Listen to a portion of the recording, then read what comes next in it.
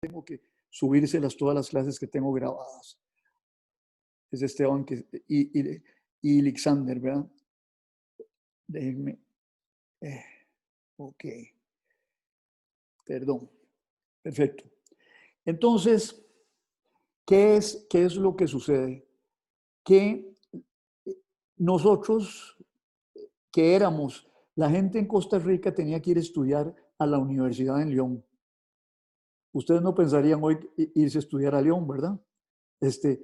Ocurre a la inversa. Por ejemplo, nosotros en el programa de doctorado en Gobierno y Políticas Públicas, que yo doy clases en el segundo semestre ahí, recibimos estudiantes nicaragüenses.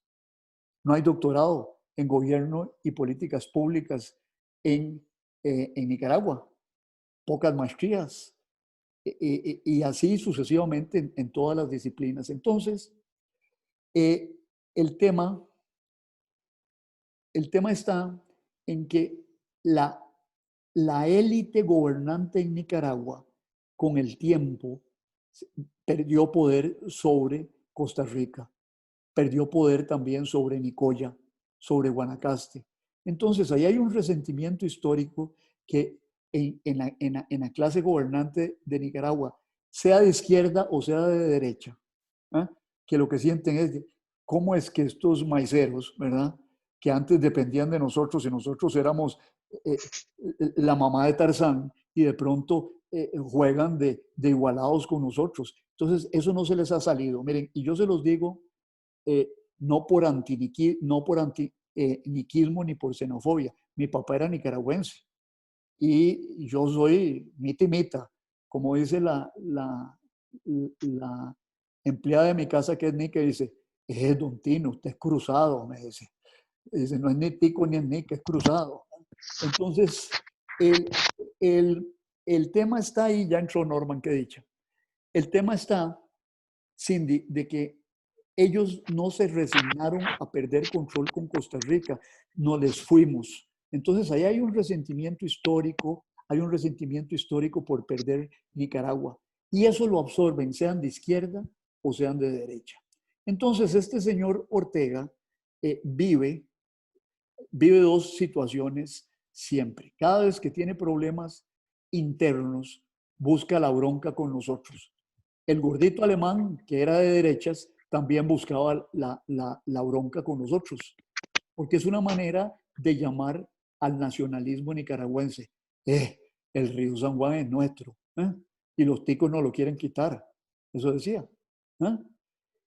Mire, yo en 1998, yo estuve en el gobierno de Miguel Ángel Rodríguez como asesor en temas de política exterior y de seguridad. Y un día eh, nosotros reivindicábamos a que los policías costarricenses podían navegar por el río San Juan. ¿Ah? Y de pronto a el gordo alemán se le ocurre que no. Y el gordo alemán tenía el control del ejército no, formalmente, pero que era un ejército sandinista. Y un día captamos una comunicación que decía, le decía el jefe del ejército Nica al comandante de Río San Juan, si agarras unos ticos navegando, policía, volale bala, dice, yo después me hago responsable. Eso nos asustó muchísimo porque eso era una guerra, es decir, si mataban a un policía, era una guerra y además un problema muy serio por el turismo. Ustedes se han dado cuenta estos días lo importante que es el turismo para nosotros y cómo vamos a sufrir por la pérdida de esos 3 millones de visitantes que va en los años que vienen. El New York Times o cualquier periódico europeo anunciaba conflicto armado entre Costa Rica y Nicaragua. ¿Y qué, qué pasaba? Ya que se paraba el turismo. ¿Quién va a ir a un país que está en guerra? Entonces, yo viví esa parte concreta de ese conflicto con los nicas.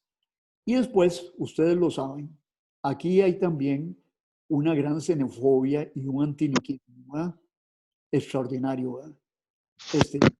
Nosotros tenemos un cierto complejo de superioridad con relación a los nicas y hay xenofobia con relación a los nicas. Miren, mi hermana vive en una finca en San Isidro de Heredia, y un día la perra tuvo perritos, ¿verdad?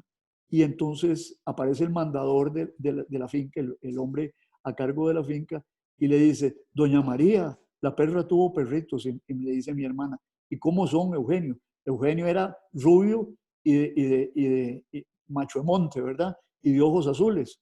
Y le dice, doña María, todos nicas. Y le dice mi hermana, ¿cómo que todos nicas? Sí, todos negros. ¿Ah? Ahí hay un racismo que también circula acá. Todo eso está detrás del conflicto actual, pero el conflicto actual tiene una característica muy diferente con los conflictos anteriores, y es el coronavirus. Este señor y su esposa, ¿ah? No, no quisieron aceptar que se iban a infectar porque no estaban preparados. Y después, Daniel Ortega y la Chayo son de la misma escuela que Donald Trump y Jair Bolsonaro o Boris Johnson, ¿verdad? Que decían, no, no, si el coronavirus es un simple resfriadito. ¿Ah? Y además no querían admitir ninguna supervisión internacional sobre ese tema.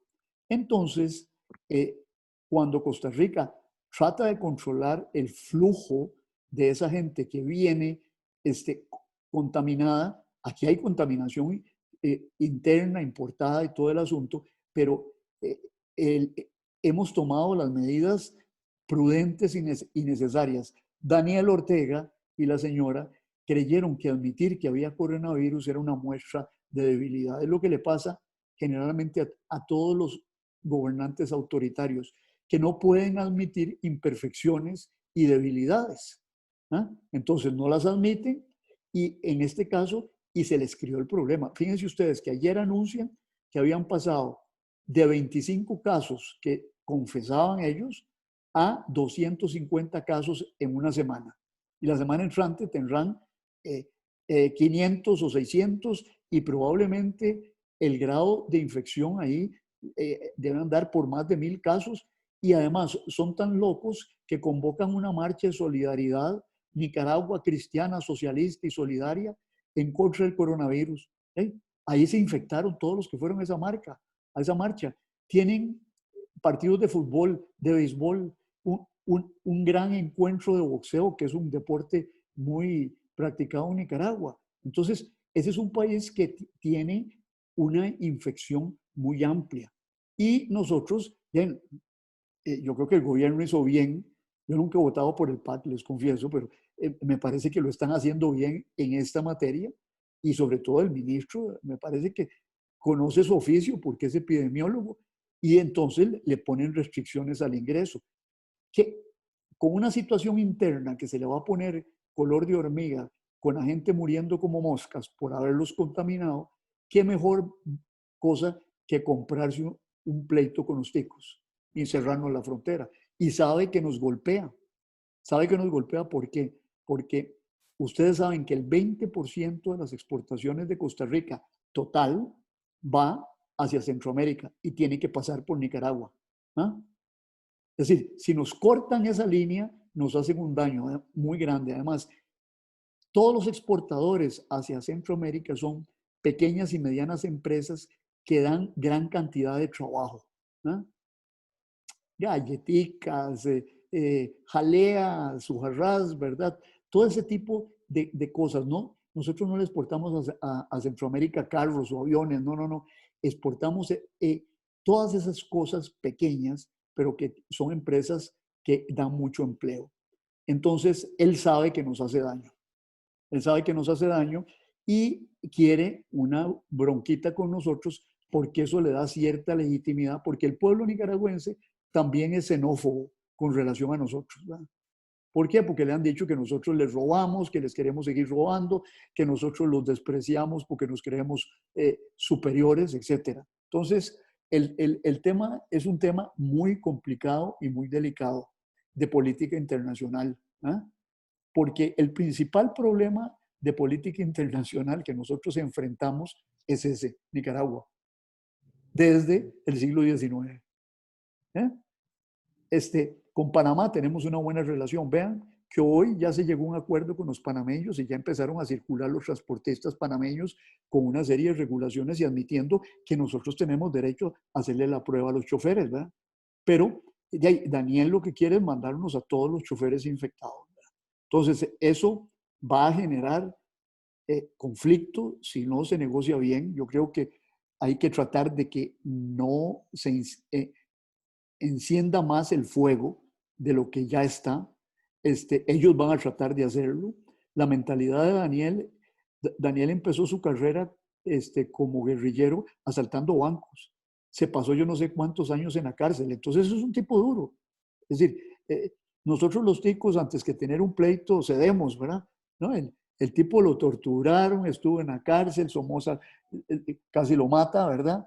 Y entonces, hay que tener, hay que tener mucho cuidado en querer sacarle pecho a los nicas, ¿ah? Porque, bueno, ¿ustedes saben cuántos ejércitos ha tenido Nicaragua desde la independencia? 6. ¿Ah? Y veíamos que el Estado es el monopolio de la violencia legítima. Nicaragua no ha logrado desde la independencia tener asentado un monopolio de la violencia legítima. ¿Qué quiere decir eso? Que el Estado es muy débil, poco institucionalizado. Entonces, ese es el problema que tenemos ahí, serio, muy serio. ¿Alguien más quiere preguntar sobre esto? Cindy.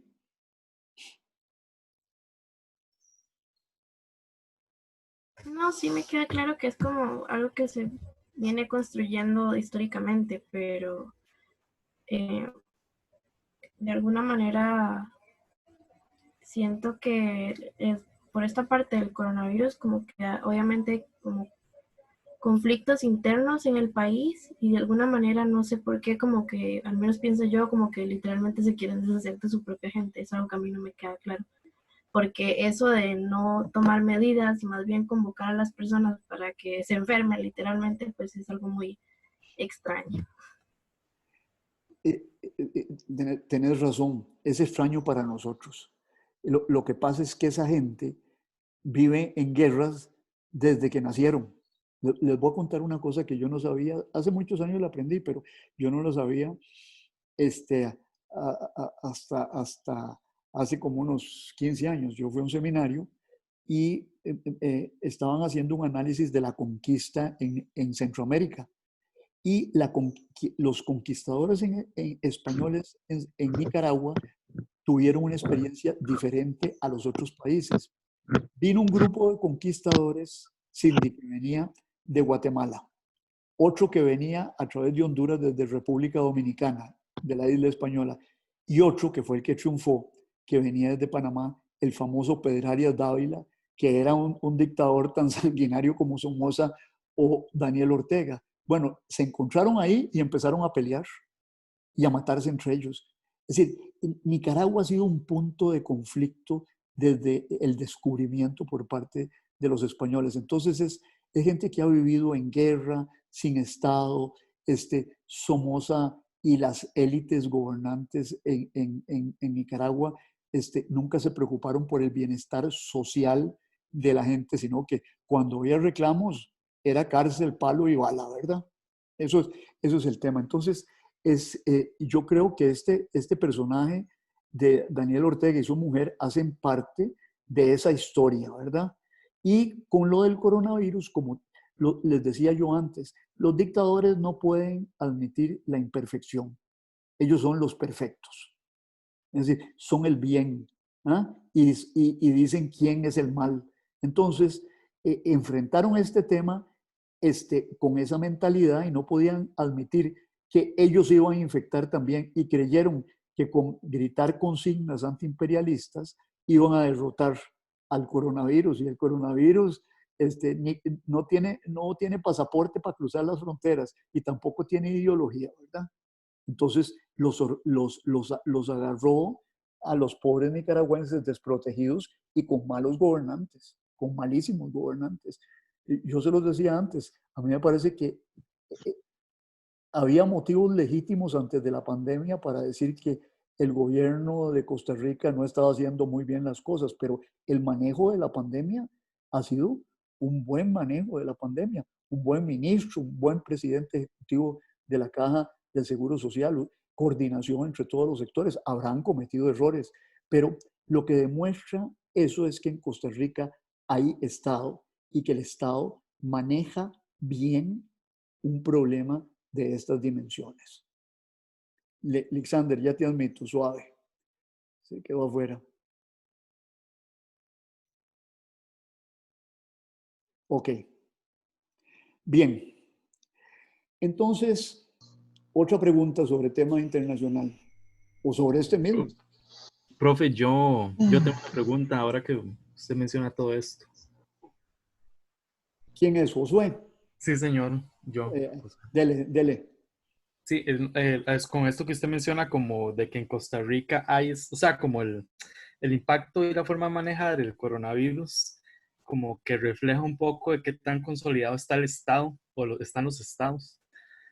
En el caso de Nicaragua, usted menciona todo esto que tiende entonces como a apelar a este enemigo externo para de repente retornar cierta legitimidad. Eso en el caso de Ortega. Está pensando en el caso de Bukele, ¿cómo podría verse esto del qué tan consolidado está el Estado salvadoreño? Cuando un Bukele está como, lo primero que se le ocurre es el estado de excepción y como estos mecanismos superautoritarios también, pero bastante distintos a los de Ortega. Bueno, es una muy buena pregunta también. Y tiene que ver con la naturaleza desigual de las sociedades centroamericanas. ¿Ah? Es decir, nosotros, de alguna manera, la bendición que nos dio la vida fue estar muy lejos de Guatemala, estar metidos aquí montañados, ¿verdad? Ser muy poquitos, inclusive las poblaciones indígenas no eran de grandes civilizaciones, como la civilización maya, o en Honduras y en Guatemala y partes del Salvador. Entonces, las élites españolas y sus descendientes oprimieron fuertemente a esas poblaciones y eso marcó con autoritarismo y desigualdad esas sociedades desde el inicio. Aquí éramos más, es un poco falso, pero éramos más igualiticos, ¿verdad? Más igualiticos, de ahí viene el asunto, en el sentido de que había poca población, no había grandes civilizaciones sobre las cuales imperar, la disponibilidad de tierras no era tan grande y entonces el campesino pequeño fue muy importante en la evolución histórica de Costa Rica. ¿Ah? Entonces eso hizo Josué, de que desde temprano no optáramos por la solución autoritaria. ¿Ah? Desde luego que hubo gobiernos militares en el siglo XIX, pero empezamos con el primer jefe de Estado, es un maestro, Juan Mora Fernández, y después viene don José María Castro Madrid, que es el fundador de la República y nos aparta de la Federación Centroamericana, y siguen los pleitos con los generales Blanco y Salazar, y luego un general, el general Guardia, se enfrenta a la élite cafetalera de aquel entonces, y vaciloncísimo, porque él decreta la abolición de la pena de muerte, un general, ¿verdad? Entonces, ¿por qué? Porque la élite gobernante en Costa Rica se da cuenta que cuesta mucho gobernar a latigazos. ¿Ah? Yo diría otra palabra, pero como estás grabando no la voy a decir, ¿verdad? Y entonces, fíjense ustedes, pasen enfrente del hospital San Juan de Dios. ¿Qué dice ahí? Hospital San Juan de Dios, 1845. ¿Y quién funda ese hospital? Una parte de los ricos de este país que se da cuenta de que había escasez de mano de obra, entonces de que la gente no se podía morir fácilmente porque se quedaban sin trabajadores. ¿Ok? Y entonces empieza un esfuerzo de salud pública importante en el país. Y después, bueno, eso va mejorando conforme avanzamos en nuestra vida republicana y luego en 1900, en los años 40, tenemos una gran reforma social. ¿Ah? Una gran reforma social que crea el seguro social que está funcionando hoy, ¿ah?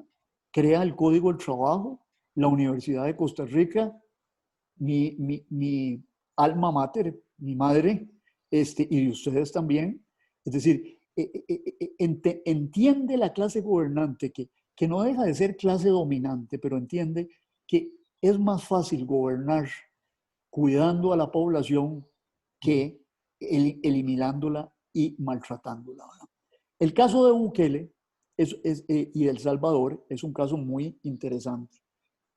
El Salvador es una sociedad muy desigual. ¿Eh? Siempre se ha hablado, digamos, esto es un lugar común, pero siempre se ha hablado que El Salvador está controlado por 14 familias, ¿verdad? Ahí la concentración del poder y la concentración de la riqueza ha sido muy grande. Y esas 14 familias o 50 familias, lo que encontraron fue una manera muy fácil de gobernar, que era, pues, jalándose a los militares de su lado. Y tenían a los militares de su lado. Y entonces eso llevó de que al que protestaba, de ahí, el ejército lo aplastaba. Pero eso produjo una guerra civil de enormes consecuencias en los 80s. Dichosamente la guerra se acaba con unos acuerdos de paz. La guerrilla del Frente Farabundo Martí se transforma en partido político. Gobiernan primero los de derecha, después gobierna el Farabundo Martí, y Bukele era cercano al Farabundo Martí, alcalde de San Salvador. Pero se separa del Farabundo Martí y coge una vía que no es tampoco la de la derecha clásica, sino es una vía nueva de derecha autoritaria, en consonancia con la historia de El Salvador como sociedad desigual y sociedad autoritaria. Entonces, el hombre llega ahí y cree que los problemas se resuelven a latigazos también, porque es una sociedad muy difícil, pero parte del problema que ellos tienen es un problema. Ustedes no estaban ni en el pensamiento de Dios cuando todo esto ocurrió, ¿verdad? Pero cuando la guerra civil en El Salvador en los 80, hay 2 millones de salvadoreños que se van a los Estados Unidos. Tienen hijos allá, los carajillos crecen en Los Ángeles. Por ejemplo, yo cuando di clases en Washington, ahí hay una población salvadoreña importante, pero en Los Ángeles los chicos estos aprendieron las mañas de los gangs, de las pandillas norteamericanas. Los gringos deciden expulsar a los miembros salvadoreños de las pandillas y los mandan y los insertan, se insertan en la sociedad salvadoreña, que era una sociedad rural, que no tenía experiencia de esas técnicas delincuenciales, y se desarrollan ahí. Entonces, ustedes ven, nosotros tenemos una tasa de homicidios que nos ha crecido en los últimos años, que es de 10 a 11 homicidios por cada 100,000 habitantes. En El Salvador, Guatemala y Honduras, las tasas de homicidios han llegado, la violencia ordinaria y común ha llegado a ser del orden del 80 y 90%. ¿Ah? Entonces, esa sociedad está enfrentada a un problema creado por ellos mismos, creado en gran parte por los norteamericanos que deportaron a lo loco, y este hombre cree, como todos los gobernantes que le antecedieron, de que los problemas se resuelven a latigazos, para no decir otra palabra, ¿verdad? Y entonces les entra las fotos que ustedes vieron en La Nación de todos los presos desnudos.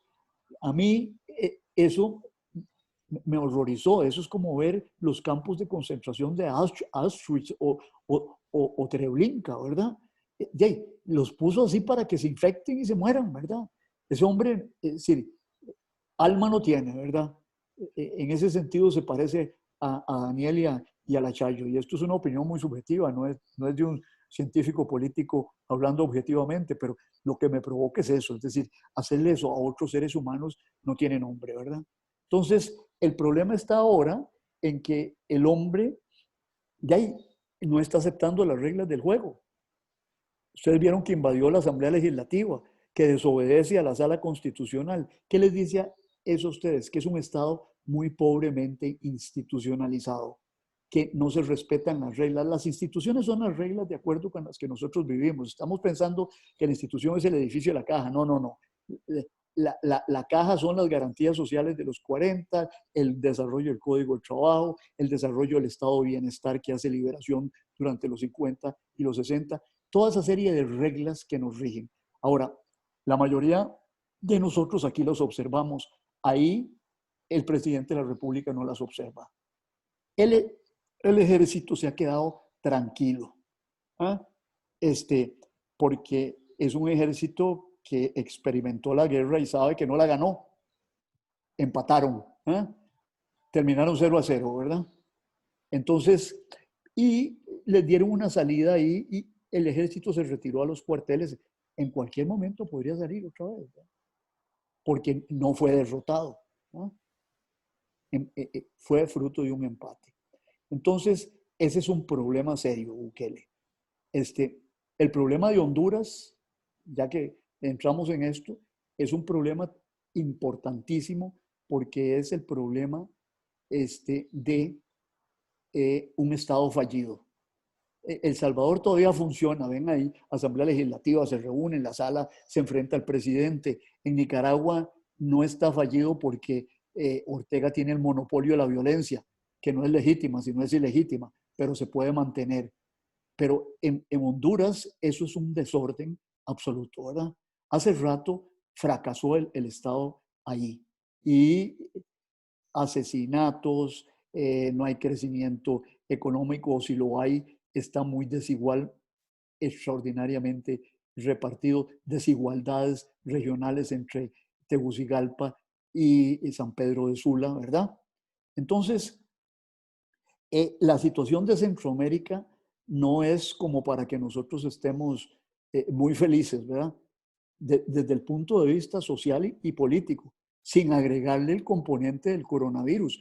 Vean ustedes, por ejemplo, se nos fue, ¿todavía estás ahí, Josué? No, se salió. El coronavirus lo que hace es multiplicar lo que ya es una situación de desigualdad y muy grande históricamente hablando. Entonces, Guatemala, ni qué decir. A mí, los guatemaltecos siempre han pensado en la integración centroamericana como solución para los problemas de Centroamérica. Pero bueno, hay 20 etnias indígenas que no han sido integradas. Y yo a algunos amigos guatemaltecos que nos critican a los ticos porque no somos fanáticos fans de la integración, les digo, pero de ahí, chavalos, ustedes ni siquiera han logrado integrar a la totalidad de la población a su estado. ¿Cómo quieren integrarse con los otros países de Centroamérica de la manera que ellos quieren? ¿Eh? Nosotros nos integramos económicamente, lo hemos hecho. De ahí la importancia de las exportaciones hacia Centroamérica. Pero el coronavirus lo que va a hacer es exacerbar esas situaciones tan penosas en todos los países de Centroamérica. Van a volver a ver ustedes probablemente, y no quiero jugar a adivino, pero van a volver a ver golpes de Estado en Centroamérica. ¿Eh? El autoritarismo lleva a eso. Es decir, y las medidas de restricción a las que obliga la pandemia, estado de excepción, decía Josué, las medidas a las que obliga la pandemia, si se mantienen, van a ser un problema en el futuro. Dichosamente, nosotros no le hicimos caso a algunos diputados que querían decretar la suspensión de las garantías. Y el gobierno se acudió a una figura que estaba ahí, que son las órdenes sanitarias, que suprimen algunas garantías, pero no hubo necesidad de recurrir a una supresión intensa de las garantías constitucionales. ¿Alguien más? Profe, yo por mi parte tengo también una pregunta con respecto a eso del autoritarismo y golpes de Estado. Digamos, con respecto más que todo a la escalada de tensiones de Estados Unidos, pero en este caso con Venezuela, las que ha tenido actualmente y muy recientemente. ¿Qué opina al respecto de ello? Ok, mira, yo creo que los Estados Unidos han manejado mal esa situación. ¿Por qué creo que la han manejado mal? Porque no han sido ni chicha ni limonada. En algún momento uno decía, los van a invadir. Y entonces pegaban gritos, castigaban a, a Maduro, apoyaron a Guaidó y finalmente no hicieron nada. Entonces, ese es el bully, ¿ah? Que habla mucho y no hace nada. Es decir, eso no quiere decir de que yo apoyo que haga algo, ¿no? Nada de eso. Yo creo que en Venezuela no hay solución militar por dos razones. Una, por una cuestión política, porque eso sería ceder en principios democráticos. Y la otra, porque militarmente, yo leía a un ex viceministro de Defensa de los Estados Unidos que decía que para solucionar el problema de Venezuela militarmente requerirían 150,000 tropas en Venezuela y una ocupación de 4 años. Y nada les garantizaba de que no les iban a matar un montón de soldados. Eso se ha complicado ahora con la cuestión del COVID. Imagínense ustedes 150,000 soldados y que les tiren frascos con COVID a los soldados y empiecen a morir los gringos. Eso no va a pasar. Pero por otro lado, está la actitud de los gobiernos venezolanos, ¿no? Chávez creyó que el socialismo estaba a la vuelta de la esquina, ¿no? Y que él iba a poder crear el socialismo del siglo XXI en Venezuela. Le agarró tarde para pensar en eso. ¿Por qué? Porque el socialismo en el cual fue educado Chávez tenía dos elementos fundamentales, que era el socialismo a la soviética. Uno, la existencia de un partido único, y dos, la existencia de una economía centralmente planificada sin propiedad privada de los medios de producción. ¿Ok? Que llegó tarde Chávez a ese encuentro con esa fórmula porque ya se había caído en Rusia.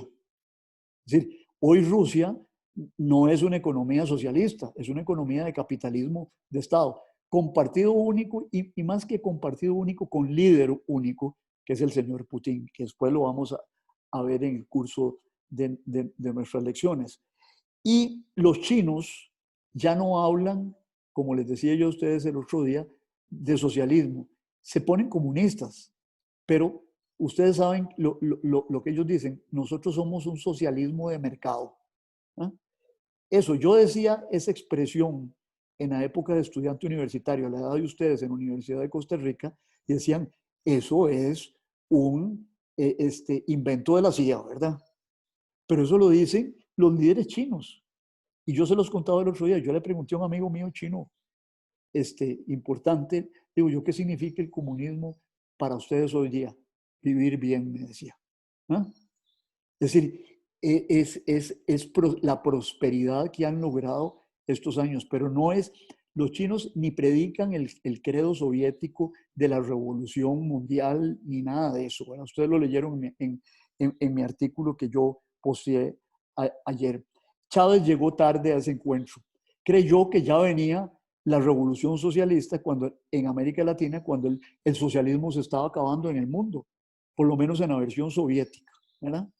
Entonces, yo creo que además Venezuela tiene un problema. ¿No cree usted, profesor, disculpe, que sí, yo comparto eso, que llegó tarde, pero si algo supo hacer bien fue como, por otro lado, cubrirse internacionalmente ante ese ataque que sabía que iba a tener, ese rechazo que sabía él que iba a tener de Estados Unidos, y cubrirse con China y con Rusia en campos como, por ejemplo, el aspecto económico, para comprometerlos como aliados y al mismo tiempo ganarlos como aliados frente a Estados Unidos en la ONU.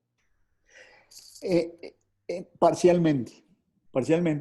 ¿Por qué parcialmente? Porque la relación de Venezuela con China y con Rusia es diferente. Es decir, los chinos andan en un operativo que es comprar el petróleo que les hace falta. Los chinos no tienen petróleo, tienen poco petróleo. Entonces tienen que comprar el petróleo en Irán, en los Emiratos Árabes y en Venezuela. Entonces hicieron un negocio formidable que fue comprar petróleos a futuro en Venezuela, ¿no? A precios muy bajos. Entonces, ese era un negocio. Para Venezuela ha sido muy bueno porque ahí han tenido una fuente de ingresos y de divisas. Pero la concesión en la faja petrolífica del Orinoco, que es del donde está la principal reserva del mundo. sí, Prácticamente está en manos de China y una pequeña parte de Rusia. claro, pero el problema es que Rusia no es China. Es decir, Rusia no tiene la plata, no tiene el dinero, las reservas financieras que tiene China. Entonces, ¿cuál ha sido la incursión rusa en Venezuela? En el terreno de la seguridad, vender armas. Claro. Vender armas. Entonces, esa presencia rusa en Venezuela es una presencia que enciende todas las luces rojas en el Pentágono en los Estados Unidos, porque ¿se acuerdan la clase pasada que yo les decía a ustedes? No sé si se recuerdan de esto, de cuando le preguntaron a Khrushchev, Nikita Khrushchev, que era el primer ministro de la Unión Soviética, cuando se colocaron los cohetes en Cuba. Le preguntaron, mire, ¿por qué colocó esos cohetes usted ahí? Y él dijo, en tono de broma, pero en el fondo había algo de cierto, dice, es que mire, al tío Sam de vez en cuando hay que meterle un erizo en los pantalones. Es decir, eso es una estrategia geopolítica que significa yo le causo irritación a mi adversario en su zona de influencia más inmediata. Es, para ponerles un ejemplo más actual, lo que hicieron los Estados Unidos y la Unión Europea cuando pasada la caída de la Unión Soviética, incorporan a todos los países de Europa del Este que antes eran socialistas a la OTAN, a la alianza militar comandada por los Estados Unidos y ciertos países europeos. Entonces, les metieron un erizote en los pantalones, ¿verdad? Que incomoda mucho, que incomoda mucho. Entonces, yo creo que el cálculo de Chávez fue un gran movilizador. Y de 11 elecciones ganó 10, ¿verdad? Su retórica funcionó. Pero hay un problema estructural en economía venezolana. ¿Cuál es el problema estructural? La dependencia del petróleo. Y eso no lo crió Chávez. Lo criaron las clases económicamente dirigentes en Venezuela, que en vez de diversificar la producción, y todos hablaban de diversificar la producción, Chávez también, pero no diversificaron nada, siguieron dependiendo del petróleo. ¿Y qué pasa? El precio del petróleo llega a $100 y pico en algún momento y después se derrumba, y se derrumbó recientemente, ¿verdad? Entonces, Venezuela depende excesivamente de la importación de todo. Y lo que hacían era que con la plata petrolera compraban todo lo que necesitaban, pero ya esa plata no está. Entonces el régimen se ha deteriorado. Y luego, pienso yo, no buscaron la formación de una coalición amplia. Chávez sí lo buscó en algún momento, pero nuestro amigo Maduro, yo digo, es como así como es de grande, es como un elefante en una cristalería, ¿verdad? Es decir, el hombre se mueve y rompe las cosas, ¿verdad? Y no tiene, lo más inteligente que yo le he visto hacer últimamente es no matar o meter a la cárcel a Guaidó. ¿No? Allá anda Guaidó, lo deja. ¿Ah? Eso es funcional para el régimen. Ahora, pero con las administraciones demócratas anteriores, Obama fundamentalmente, recuérdense, Obama, ¿qué hace? Visita La Habana. Eso levantó a la cubanada en Miami, ¿verdad? En contra de Obama. Levantó a los sectores más conservadores de los Estados Unidos. Y la diplomacia de Obama fue una diplomacia prudente. No decir de que Venezuela representaba un riesgo absoluto para la seguridad nacional de los Estados Unidos. y Bush lo ha hecho también, porque Bush tenía un gran diplomático que después Obama lo mantuvo, que se llamaba Thomas Shannon. Thomas Shannon tenía una experiencia, ex embajador en Brasil, enorme de América Latina. Y Thomas Shannon, ¿qué es lo que hace? Pues hay que hable de Chávez, ¿verdad? Y que diga cuando llegó Chávez a la ONU y acababa de hablar George Bush y dice, aquí huele a azufre, aquí estuvo el diablo. Eso es un insulto en Washington, pero ¿qué consecuencias tiene esa bravuconada? Ninguna para la seguridad nacional de los Estados Unidos. Ahora, pero los errores han estado de uno y otro lado y tienen que ver con el cambio también de la situación internacional. Estamos hablando de política internacional. El sistema internacional cambió. El socialismo era un fruto de la bipolaridad. ¿Ah? Y no era específicamente un fruto de la bipolaridad. El socialismo era un fruto, como lo vamos a ver, también de la evolución histórica de Rusia, ¿verdad? ¿Ah? Y del desarrollo tardío del capitalismo en Rusia. Entonces, pero en el marco de la Guerra Fría era la ideología de uno de los polos del poder mundial, ¿no? Entonces,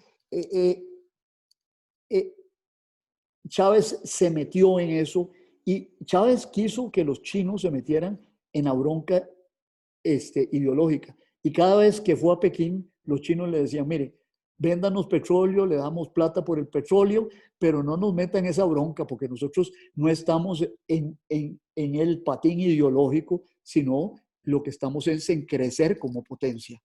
Y necesitamos petróleo para nuestro desarrollo económico. Sí, es que la parte ideológica él la buscó y la regó fue por América Latina.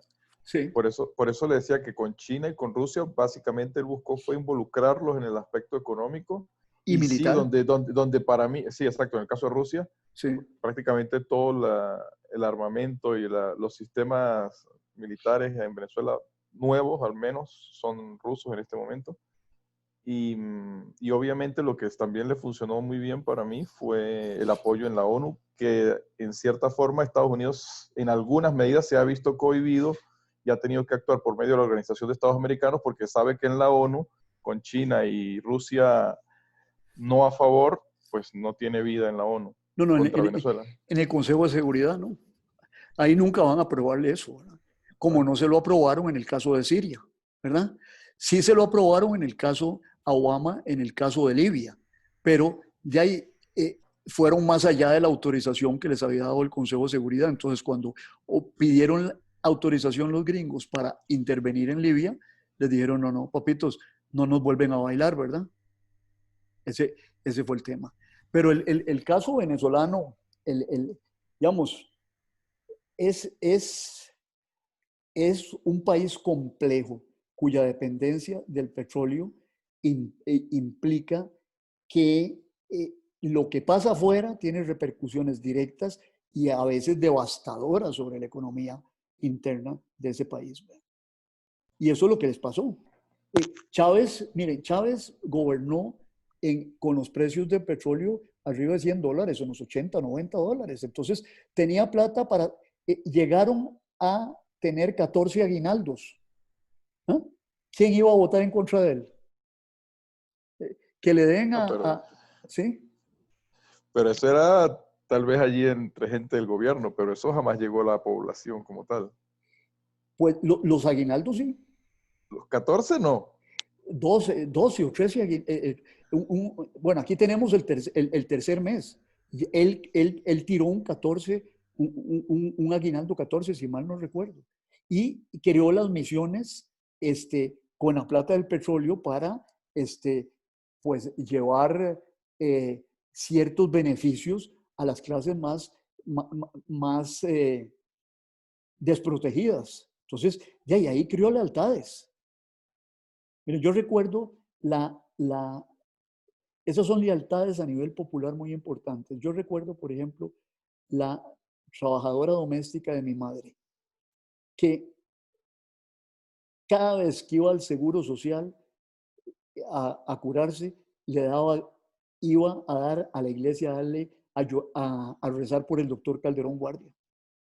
Eso no se olvida. Esas son cosas que la gran masa de la gente desprotegida no olvida. Otra parte se la robaron, ¿verdad? Hay que decirlo. PDVSA fue un robadero, pero había sido un robadero anteriormente, también en los gobiernos de la democracia. Yo recuerdo, mire, cuando yo estudiaba en París en 1900, yo estudié del 73 al 74 al 79 con un año acá. Yo tenía una amiga venezolana que yo estudiaba un doctorado en la Universidad de Costa Rica y el gobierno francés me daban 2 bequitas y yo vivía con $640 al mes. Esa chica, la Fundación Mariscal Ayacucho, creo que se llamaba, le daba $2.500 para que estudiara francés en Alianza Francesa. Y ahí era hija de uno de los adecos. Y no de un adeco de arriba. Es decir, ahí la renta petrolera se la repartieron a manos llenas, ¿verdad?, entre los políticos. Y por eso se cayeron. ¿Eh? Y por eso tuvo éxito Chávez. Porque la gente estaba cansada de la clase política. Pero en fin, esto es algo de lo cual vamos a hablar más porque una parte del curso es el análisis de la situación latinoamericana, donde vamos a ver primero esto que se ha llamado la marea rosa, que fue el avance de la izquierda, después el retroceso de esa marea, y ahí había dos izquierdas, una izquierda democrática estilo la Bachelet y la izquierda del chavismo.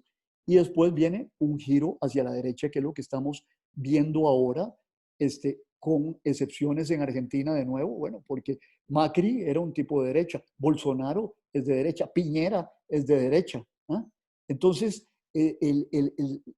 no se puede, digamos, los que construyen esta historia de las olas son los periodistas, ¿verdad? Que no le entran a fondo a los problemas y al análisis, pero vamos a analizar las olas en América Latina y sobre todo vamos a analizar un tema, Alexander, y es el cambio de la política norteamericana.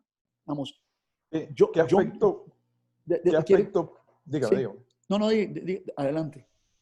Por eso, como ya estamos como que cerrando esta parte, yo estaba por preguntarle algo similar a lo que dijo por el compañero. O sea, ¿qué aspecto para usted, según sus consideraciones, marca esa diferencia entre la madurez política, por ejemplo, de ciertos países europeos, la mayoría de los países europeos, y nuestra condición en Latinoamérica, tan rica en lo que usted hablaba de eventos con golpes de estados, con regímenes dictatoriales?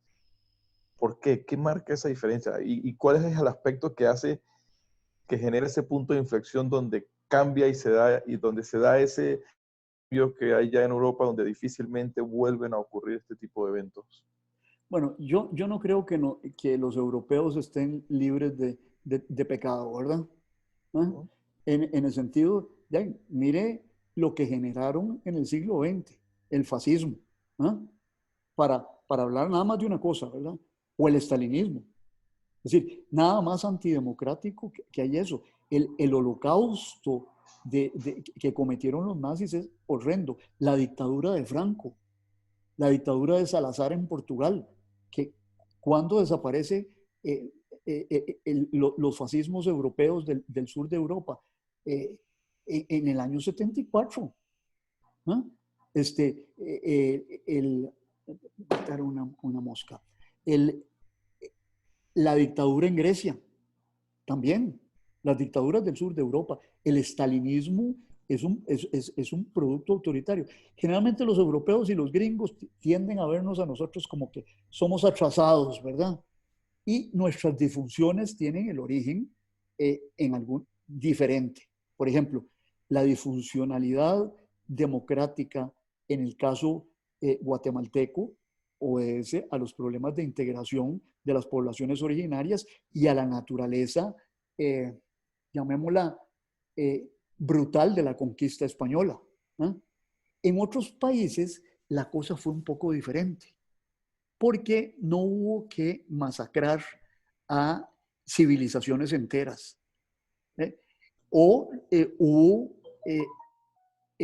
algún tipo de mestizaje, como en el caso mexicano, pero ahí también está el autoritarismo del dominio externo y el dominio del imperio español. Ahora, los países son diferentes. Vamos, ustedes tienen un país como Argentina con autoritarismo, ¿ah? Pero ahí lo que hicieron fue eliminar y empujar a las poblaciones indígenas, pero no quedaron grandes civilizaciones, no quedaron grandes civilizaciones en Chile, no las existían. Eran pueblos de otra naturaleza, no eran como los incas o los aztecas. El virreinato en Colombia tampoco enfrenta grandes civilizaciones. Entonces, la naturaleza del autoritarismo está marcada por esas cuestiones específicas en cada uno de nuestros países. Y eso es lo que hay que tener en cuenta. Y nosotros no somos inferiores a los europeos porque exista eso. Obedece a procesos muy específicos. Miren, por ejemplo, Alemania. ¿Quién hubiera dicho que el país de Kant, que el país de Beethoven, ¿eh? Que el país de una cultura avanzada iba a producir la monstruosidad que fue el nazismo? Es decir, algún latinoamericano ha creado los hornos para matar, de gas para matar seres humanos en millones. No, ¿verdad? Entonces, el autoritarismo como la democracia requieren no de explicaciones esencialistas, sino de explicaciones históricas y sociológicas. ¿Ya? Eso es a lo que hay que prestarle atención. Sociológica, la estructura de clases, la naturaleza y características de la dominación externa. Por ejemplo, nosotros en esta zona estamos, como yo se los decía a ustedes el otro día, mucho más marcados por la presencia hegemónica de los Estados Unidos que la gente en el sur del continente. ¿Por qué? ¿Bien? Por lo que veíamos en la clase pasada, las intervenciones. Es decir, las intervenciones directas del ejército norteamericano. Perú, la manera ha sido de controles indirectos o subversión indirecta, como fue el golpe de Estado en Chile en 1973. Pero ahí no entró un solo marine norteamericano como entraron en Haití, en República Dominicana, en Nicaragua. ¿Estamos? Ahí seguimos. Esta es una parte importante del curso, analizar las relaciones interamericanas. Eso es una parte importante. Déjenme entrar a una parte de la presentación que teníamos para el día de hoy, que es importante para no atrasarnos mucho en esto. Habíamos quedado en Siria. El Medio Oriente es un gran, como yo les decía a ustedes, es fruto, el Medio Oriente actual, esos estados actuales, son fruto de los acuerdos post Primera Guerra Mundial. Irak, Siria, Arabia Saudita eran parte del Imperio Otomano. Los otomanos se apuntan con Alemania y Alemania pierde, y entonces los europeos se reparten el Medio Oriente. Siria para los franceses junto con el Líbano. Irak, que es una creación artificial, para los británicos, con partes de lo que es Arabia Saudita, Jordania y luego lo que es hoy Palestina, Israel. Entonces, son estados creados en el escritorio. Hay unos acuerdos famosos que son los acuerdos Sykes-Picot, luego se los escribo, donde los ministros de Relaciones Exteriores en secreto de Francia y Gran Bretaña hacen esa repartición, se reparten los despojos del Imperio Otomano. Entonces, pero hay que recordar, y esas imágenes que ustedes están viendo ahí, déjenme pasar a la totalidad. Esas imágenes que ustedes están viendo ahí son imágenes de la destrucción en Siria, pero también de un pasado glorioso que tiene ese país. Ese país son miles de años los que han pasado por ahí y vean lo que se ha producido recientemente. Ok, vean ustedes Siria ahí. Siria, y del otro lado ustedes tienen a Irak, ¿eh? Y del otro lado tienen a Turquía, aquí tienen al Líbano y aquí tienen a Israel y Jordania. Vean qué complicado el panorama, donde ustedes ven zonas que están ocupadas por los kurdos, que son un pueblo que no tiene Estado, son una nación sin Estado. ¿Ah? Los kurdos, una parte de los kurdos se mete en Turquía, un poquitico se mete en Irán, por aquí, y otra parte ocupa las zonas petrolíferas del norte de Irak. Pero también hay kurdos en Siria. Después, lo que está en amarillo es lo que controlan el actual gobierno sirio, que es un gobierno desde el punto de vista étnico alawita. ¿Qué quiere decir alawitas? Que son afines religiosamente a los chiitas de Irán. Hay rebeldes que están vinculados a Al-Qaeda y sobre los cuales tiene alguna influencia los Estados Unidos. Por acá los israelíes entran en las alturas del Golán, en el juego también, y de vez en cuando bombardean posiciones sirias. Turquía controla una parte del norte porque no quiere que los kurdos, ustedes los ven aquí, que se extiendan ahí. Y el grueso del combate está en la provincia de Idlib en este momento. Vean qué arroz con mango es ese país en esa guerra. Y bueno, ahí tienen más elementos. Yo voy a subir esto después, y yo creo que ya está subido, pero lo voy a subir, donde ven ustedes las diversas zonas que se dan en ese combate, donde ingresaron. Vean ustedes, ahí está cómo está distribuido el poder fáctico. Esta es una zona de control turco, este es control kurdo, este es control de la oposición y este es el control del gobierno, que valga decirles que es apoyado por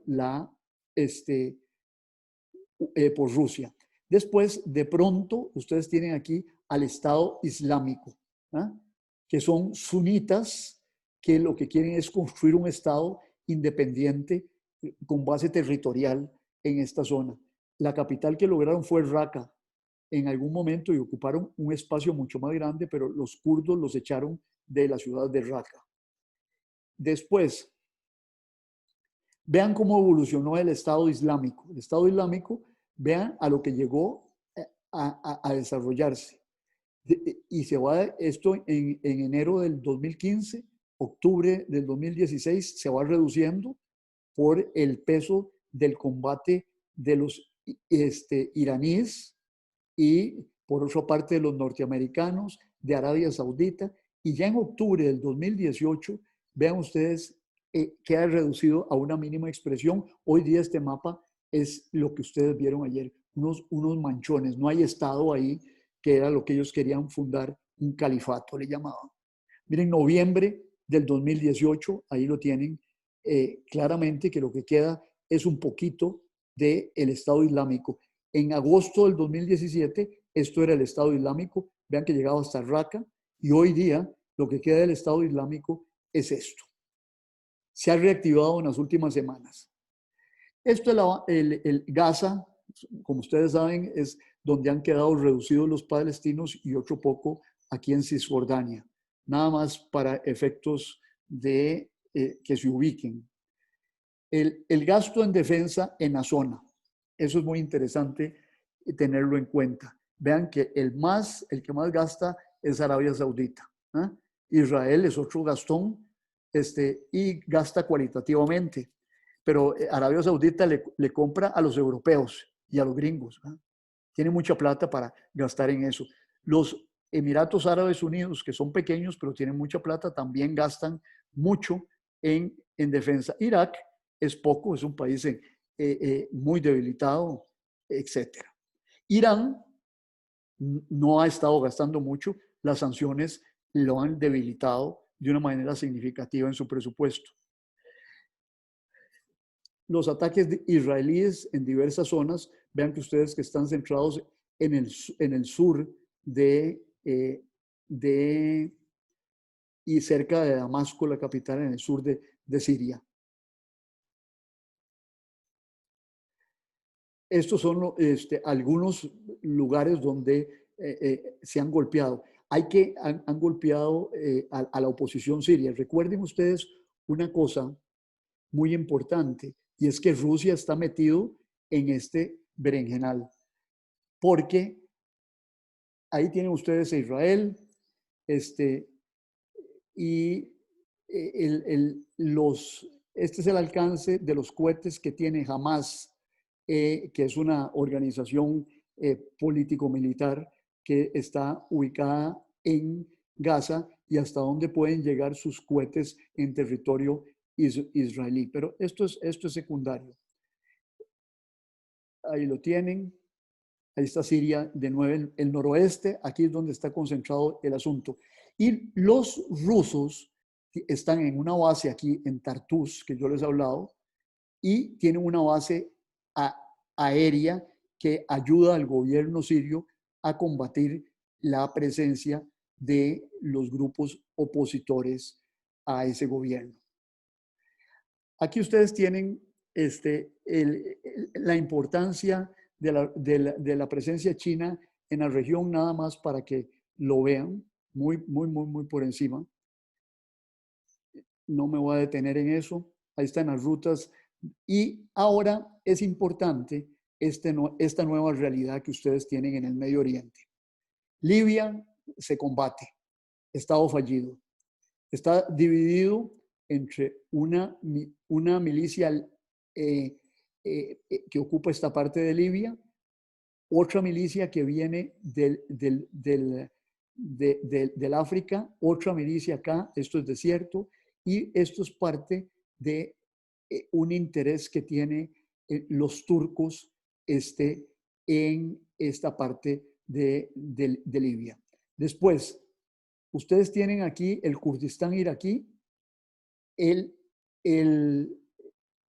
Irak chiita, que es en la parte inferior de Irak, el Irak sunita. Aquí está el Estado Islámico que yo les decía, que es sunita, pero que no acepta al gobierno de Bagdad. Después la República Árabe Siria, que es la gubernamental de el Assad. Después Líbano, hay una organización político-militar que es cercana a Irán, que es Hezbollah. Y ese enfrentamiento entre chiitas y sunitas vinculados a Arabia Saudita y chiitas vinculados a Irán, se repite en Yemen. Y Yemen, ustedes tienen los hutis que son vinculados con Irak, la otra parte que está vinculada con Arabia Saudita, hay gente de Al-Qaeda ahí, y hay pequeños estados islámicos satélites. ¿Por qué se están peleando ese país tan pobre? Recuérdense lo que hay aquí, el estrecho de Bab el-Mandeb.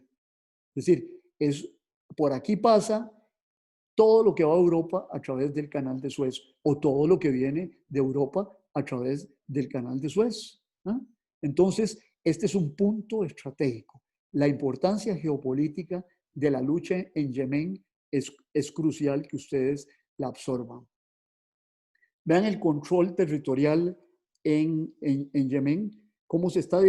Ahí lo importante es ver las divisiones y no explicarles a ustedes las coaliciones. Tal vez lo más importante es entender los hutis que están vinculados con Irán, y los otros, la coalición que está vinculada con los sauditas ocupa la mayor parte del país, pero también está Al-Qaeda, que se los decía a ustedes acá, que es el fundamentalismo islámico por excelencia.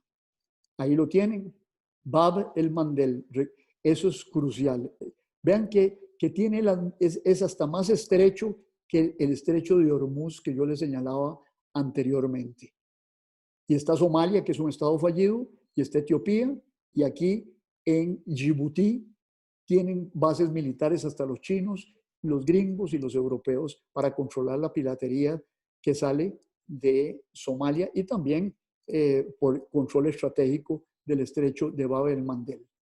Vean ustedes todo lo que compone la región. Está Kuwait, que es muy rico en petróleo, fue invadido por Saddam Hussein. Bahrein, que es un estado bastante autoritario, pero lleno de petróleo. Qatar, que tiene embajada aquí en Costa Rica, aquí cerca del Indoor Club, pero que tiene una relación ambigua entre Arabia Saudita, que está en sus espaldas, y Irán, porque aquí en el medio hay yacimientos petrolíferos en el Golfo Pérsico o el Golfo Arábico, y han aceptado compartir y explotar conjuntamente por debajo del mar estas cosas. Y después están los Emiratos Árabes Unidos, poderosos militarmente, y Omán, que también ya no es tan poderoso desde el punto de vista petrolero, pero está ya en una zona estratégica también. Bien. No me voy a detener en las economías de ambos.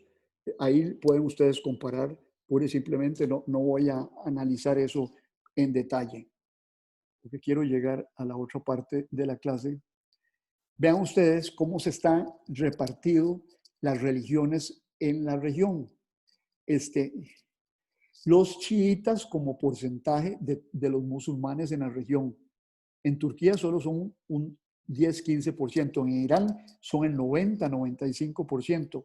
En Azerbaiyán, cerca de Rusia, el 65-75%. Por eso a Rusia le importa mucho lo que pase acá. Porque los musulmanes, aquí hay repúblicas que luego las vamos a ver, que son musulmanas en Rusia.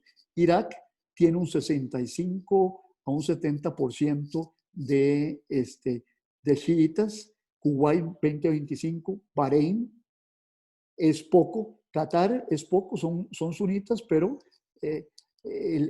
la religión y la ideología ceden ante la billetera, ¿verdad? Entonces han estado muy cercanos con Qatar. Omán, muy poco, y en Yemen 35-40%, y Saudi Arabia, Arabia Saudí, que es la cuna del sunismo, es apenas el 10-5%, el Líbano el 40-50%, en Siria el 15-20%, pero controlan el gobierno los alawitas, que son cercanos a los chiitas iraníes. Esto es un tema que yo quiero abordar con ustedes. Chipre es una isla que está entre Turquía y Egipto, y por el otro lado está el Mediterráneo Oriental. Ahí han descubierto gas natural. Entonces, lo reclaman los sirios, lo reclaman los libaneses, lo reclaman los israelíes, y Egipto ya sale fuera del control de los reclamos. Turquía reclama también parte de esos campos petrolíferos, porque desde los 70s Turquía ocupó la parte norte de Chipre y esta otra parte es independiente, es chipriota. Entonces, ahí hay una fuente de conflictos, pero extraordinaria para el futuro, que ustedes tienen que estar conscientes nada más de ellos. Véanlo aquí. Turquía, aunque está arribita, propone nuevas zonas con relación a el mar en esa zona, y de ahí su interés en Libia, porque colinda con Libia esa zona nueva que ellos reclaman. El Medio Oriente es complejo. Vean ustedes, ahí está en francés, pero vean todas las sublevaciones espontáneas que son los naranjas, los reclamos pacíficos y las violencias contra civiles.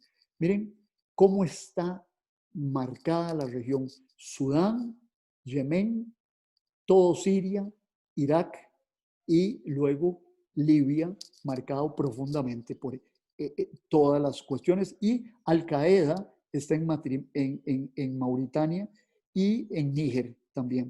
Es decir, el Medio Oriente y el norte de África son regiones en permanente conflicto. Ahí nada más les doy la estadística, porque parte de los conflictos tienen que ver con el petróleo, de cuánto ha sido cómo ha sido el precio del petróleo. Vean ustedes cómo Venezuela en el 2009 gozaba de precios de $143, ¿verdad? Después se cayó a $33, 128 en el 2012, 115 en el 2014, volvió a montar, a subir hasta el 60%, 50%, y luego, hace unas semanas, resultaba más barato recibir regalado el barril de petróleo que comprar petróleo, porque el precio del petróleo llegó a cero, ya volvió a subir, pero no a niveles significativos. A nosotros nos va a beneficiar eso en medio de esta pandemia, porque no vamos a tener que pagar tanto por el petróleo. Después, eso lo pasamos y caemos a los Estados Unidos. Esto lo vamos a ver después, porque es examinar los Estados Unidos en su situación actual, aparte lo que yo llamo el imperio semiglobal. Pero de eso volveremos. Ahí tenemos mucho que recorrer camino, pero yo quiero irme a un tema que es nuevo y que tiene que ver con la región. Y es Rusia. El tema ruso es importantísimo para nosotros si estamos metidos en el Medio Oriente. Y vamos a ir poquito por ahí porque... Ajá. Profe, vio que, bueno, es que me perdí el inicio porque me estaba fallando el internet, pero vio que esta semana Estados Unidos se salió del Tratado de los Cielos Abiertos. De cielos abiertos. Sí. O sea, el tratado que es un tratado que tenía por lo menos con varios países, pero el más importante era con Rusia, donde ellos podían establecer durante el año ciertos vuelos permitidos para el reconocimiento de instalaciones militares. Sí, ya. No, y eso está relacionado con el otro gran tratado que tienen ellos, que es el tratado en torno a la cuestión. Déjame un toque porque estoy perdido aquí en ubicar esta nueva presentación. Ahora sí. Dame un toque. New Share. Ok. Dame un toquecito.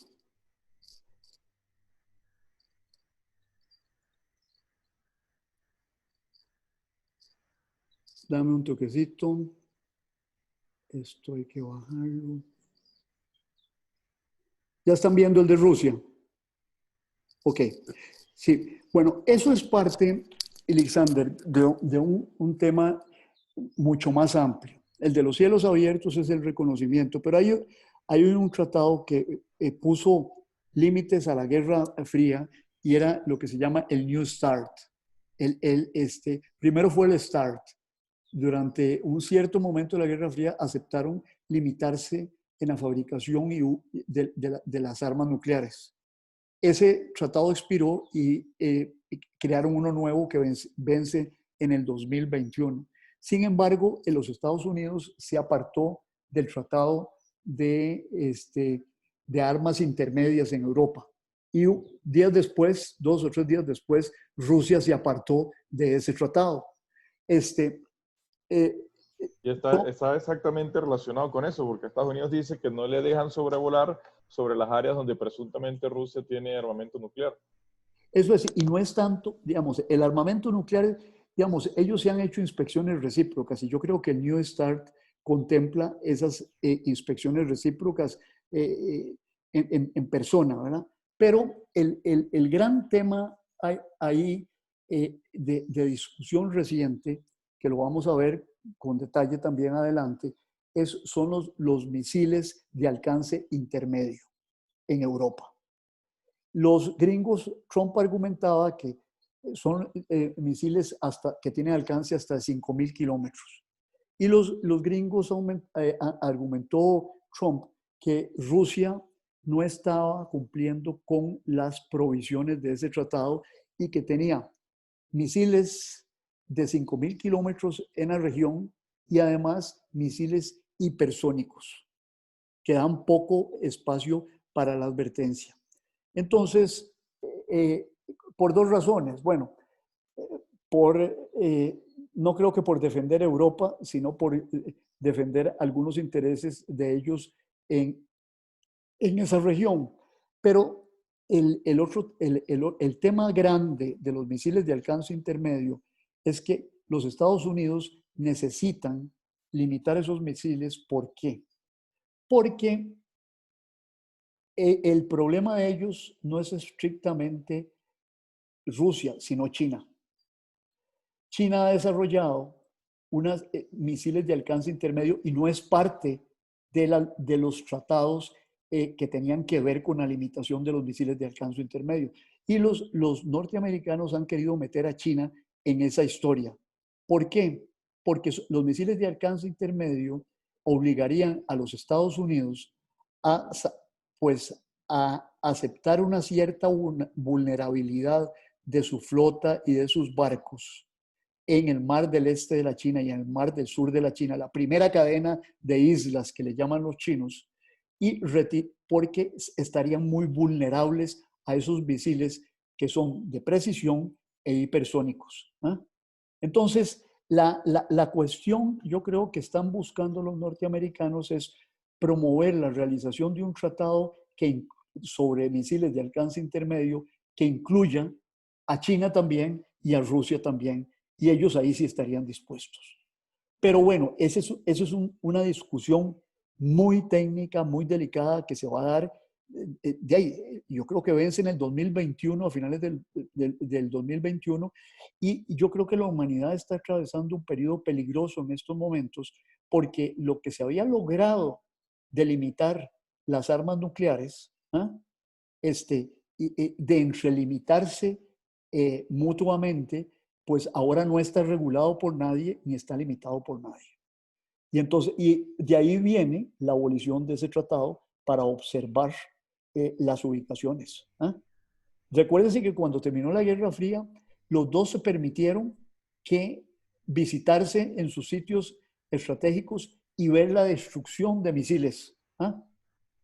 Eso fue parte de una cooperación al final de la Guerra Fría, pero yo creo que con el aumento de la competencia entre las dos grandes potencias, eso ya no va a ser una realidad en 1 o 2 años y es peligroso para la humanidad porque no va a haber ningún elemento regulador y limitador del poder de ambos grandes países. ¿Ok? Bien, vamos con Rusia. Voy a ir hasta la mitad de Rusia y vean la belleza de esa arquitectura, ¿verdad? Y eso lo que nos dice es de algo muy importante. ¿Qué es lo importante? Que Rusia, que se los he dicho yo a lo largo de todas las clases, que Rusia antes del Imperio Soviético ya era un imperio, el Imperio Zarista. Rusia tiene 300 años de ser imperio, debilitado ahora, pero primero fue imperio. El Imperio Zarista, voy a abrir aquí y ahora sí.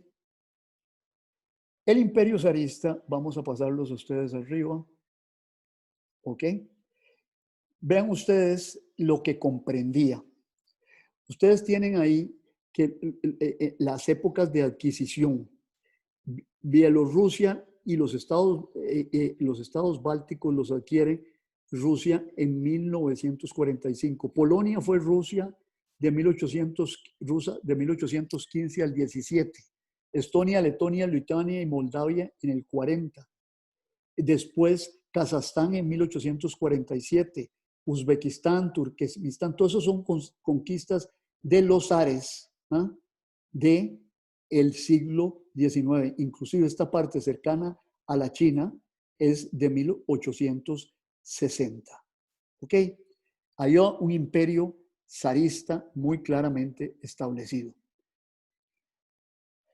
Hay que ir un poco atrás para entender en el pasado un problema de hoy. ¿Ah? Un problema de hoy, y es Polonia. Aquí esto tiene a Polonia, que ha cambiado sus límites, pero Polonia y Lituania fueron poderosos. Se enfrentaron a Rusia y luego Rusia los absorbió en algún momento. Pero no hay nadie más ferozmente antirruso en las regiones cercanas a Rusia que los polacos. Ya les decía a ustedes en una de las clases pasadas, recientemente le ofrecieron a Trump una base en Polonia que se iba a llamar Fuerte Trump, Fort Trump, ¿verdad? Porque el enemigo histórico de los polacos para ellos es casi tan importante como los alemanes, es Rusia. Quedaron ensanguchados, para usar una expresión. Ahora, ustedes, la mayoría, no vivieron la Guerra Fría. Y aquí es importante entender que el mapa político de hoy es un mapa político muy, pero muy, muy diferente al mapa de la Guerra Fría. Miren, Estonia, Latvia y Lituania eran parte de Rusia en ese entonces. Polonia era un país que era parte del bloque socialista, aunque no era parte de la Unión de Repúblicas Socialistas Soviéticas. Ucrania y Belarus sí lo eran. Alemania del Este, la República Checa, Eslovaquia, Hungría, Rumanía, Moldovia, Bulgaria, Serbia y Yugoslavia no era enteramente parte del bloque socialista, aunque porque Tito los separó inicialmente en los 40. Pero vean ustedes el poder de la Unión de Repúblicas Socialistas Soviéticas de influencia sobre toda esta zona. Georgia, Armenia y Azerbaiyán, que hoy día son estados independientes. Todos estos son estados independientes. En ese entonces estaban incorporados a la Unión Soviética. Kazajstán, igual Uzbekistán, Turkmenistán, Kirguistán, Tayikistán, eran parte de la Unión Soviética. Entonces, ¿por qué me pongo en ir tanto al pasado? Ahí tienen exactamente porque se derrumba la Unión Soviética, y esto es todo lo que se le desprende. En la siguiente filmina, que está en blanco y negro, y yo la tomé un screenshot de mi libro sobre el retorno ruso, ahí lo pueden ver con mayor detalle. Vean todo lo que perdió con el derrumbe de la Unión Soviética. Perdió Estonia, Lituania, Letonia, los estados bálticos. Conservó un pedacito aquí en Alemania, que es Kaliningrado, Rusia, pero pierde Bielorrusia, pierde Ucrania, pierde Azerbaiyán, Armenia, Georgia, pierde Turkmenistán, Uzbekistán, Kazajstán, Tayikistán y Kirguistán. Es un trauma histórico para la mente rusa, ¿verdad? Y enfrenta nuevos desafíos en ese trauma. Mantener un núcleo estratégico y capacidad reactiva ante amenazas externas que llegan casi hasta sus fronteras. Y recuerden una cosa, los rusos, Rusia es un país plano, salvo los Urales, pero ha sido invadido por los mongoles, luego fue invadido por Napoleón, fue invadido por los nazis. Entonces, hay un reflejo ahí a perder control ante los invasores que los obliga a ser muy quisquillosos frente a la presencia de enemigos en las cercanías. Tienen que pensar en una defensa contra los cohetes de intermediarios, un cordón sanitario contra las revoluciones de color que se dieron en Checoslovaquia, por ejemplo. Y tienen que pensar que la OTAN y la Unión Europea llegaron casi a incorporar a Ucrania. ¿Ves? Entonces tienen que tener una zona de amortiguamiento. Tienen que tener instrumentos contra la ideología liberal, un área de defensa avanzada y pensar otras amenazas potenciales. Vean ustedes, la Unión de Repúblicas Socialistas Soviéticas eran como 240, 220 millones de habitantes. En 1950, Rusia estaba en el cuarto lugar de la población mundial con 103 millones de habitantes.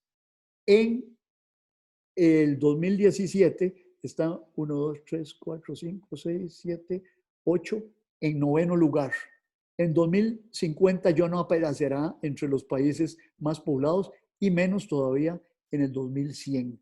Es decir, todo este proceso de encogimiento del imperio que se reduce a la Federación Rusa, que ahí tienen las diversas provincias o divisiones de esa Federación Rusa,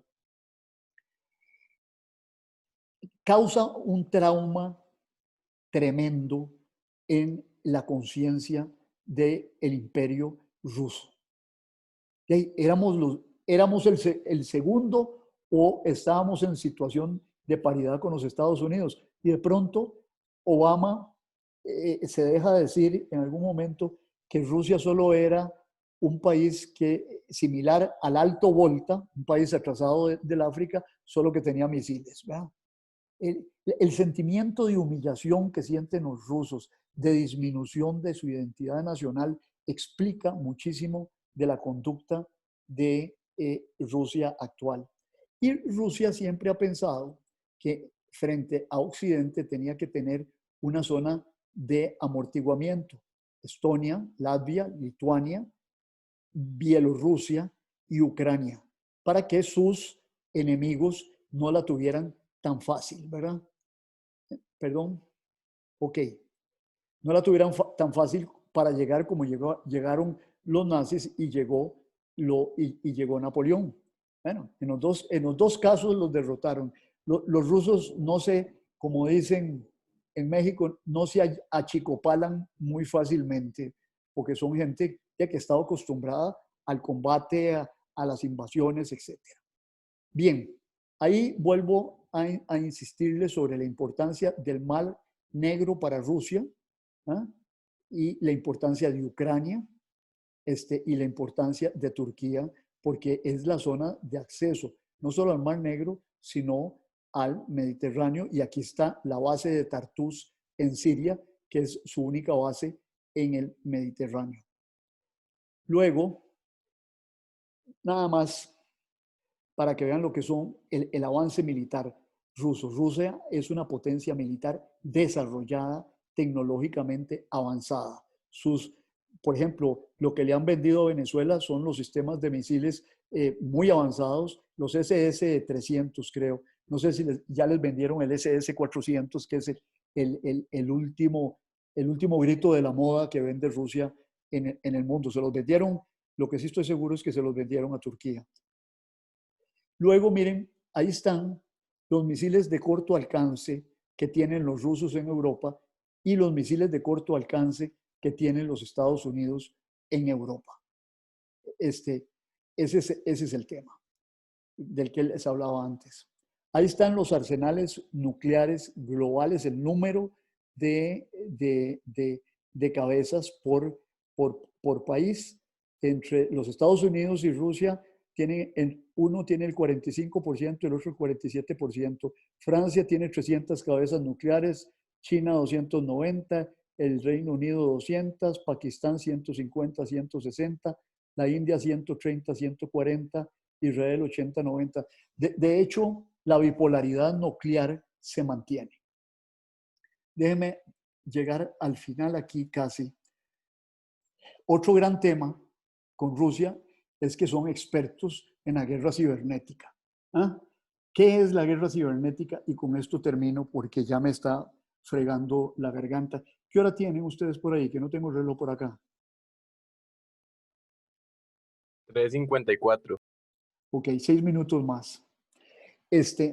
La guerra cibernética se desenvuelve en varios espacios. Los rusos son matemáticos, físicos, la industria militar de ellos es de punta, y la guerra cibernética se puede hacer saboteando los computadores del ejército enemigo o otras redes militares o estatales que se ocupan de la seguridad nacional. Imagínense ustedes lo que es meterle un virus a un portaaviones nuclear de los Estados Unidos y que no se pueda mover en una guerra. ¿Ah? Eso es ciberguerra. No hubo que disparar un solo balazo, ni un solo cohete. Inmovilizaron al enemigo, de eso se trata la guerra. El espionaje es adquirir información clasificada y, identificar información o identificar comunicaciones privadas. Después el vandalismo, meterse en las páginas de internet con efectos disruptivos, destrucción de información o reemplazar información, fake news. Esa fue la discusión del 2016 en Estados Unidos, de que los rusos se habían metido en los computadores del Comité Nacional Demócrata.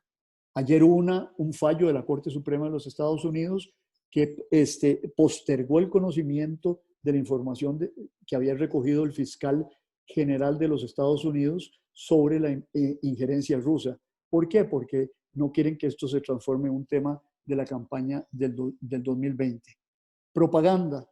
Se puede hacer guerra psicológica a través de las computadoras, influenciar la opinión pública en las redes, fake news, coordinación de actividades antigubernamentales y después paralizar una red de computadores. Y una de las cosas más interesantes que se puede hacer, que es realmente apocalíptica, es meterse en una central nuclear, paralizar el computador de la nuclear, paralizan la generación de energía eléctrica y logran que se derrita el corazón de la central nuclear. No ha ocurrido, ¿eh? Pero, por ejemplo, una ciberguerra que hicieron los Estados Unidos fue meterles un virus, el Spandex o Expandex, no recuerdo cómo era, que paralizó las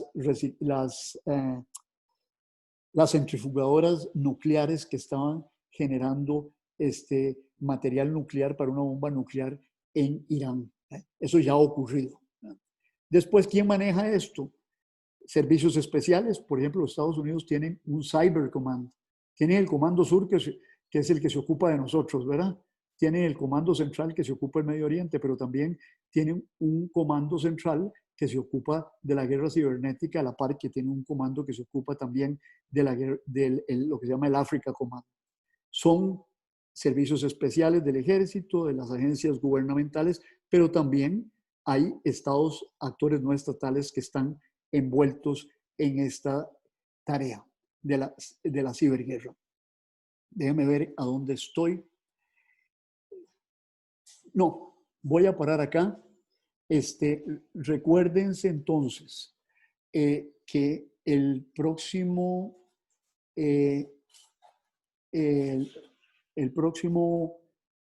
jueves vamos a tener, yo les voy a dar a ustedes el examen y las preguntas del examen para que desarrollen un ensayo. Yo diría que es un ensayo entre 10 y 15 páginas con bibliografía, con a la letra que quieran, espacio y medio. ¿Eh? Y acuérdense otra cosa importante a la hora que escriben sus ensayos, índice, ¿verdad? Hay muchos de mis estudiantes, índice y nombre, ¿verdad? Con los años me ha pasado que entregan un ensayo y se les olvida poner el nombre, la portada. Y después de la portada viene el índice, ¿verdad? Entonces, vayan preparándose para eso. Y yo les voy a hacer llegar ese día la presentación de las preguntas por esta vía misma. Y esta presentación que les he dado hoy, se las voy a hacer, la voy a subir ahora después que terminemos la clase. ¿Alguien tiene preguntas?